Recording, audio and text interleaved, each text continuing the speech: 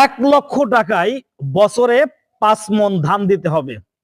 এইভাবে সমাজের অনেক মানুষ তারা টাকা ছড়িয়ে বেড়ায়। এটা কি জায়েজ? এটা কি সুদ? আজকের এই ভিডিওতে আমরা জানবো। ভিডিওটি আপনি শেয়ার করে দিলে সবাই সচেতন হতে পারবে এবং সবাই এই গুনাহ থেকে বাঁচতে পারবে। 1 লক্ষ টাকায় 5 মণ, 7 মণ, 10 মণ ধান দেওয়া হয়। এটা সম্পূর্ণ সুদ হবে এবং এটা সম্পূর্ণ হারাম।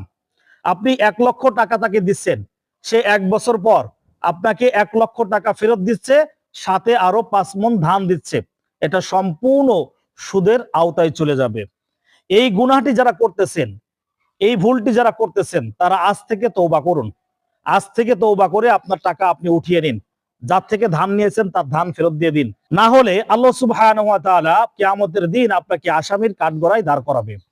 1 লক্ষ টাকায় 2 মণ হোক, 5 মণ হোক, 10 মণ হোক, যে কোনো পরিমাণ ধান যদি আপনি নেন তাহলে এটা সুদের অন্তর্ভুক্ত হবে।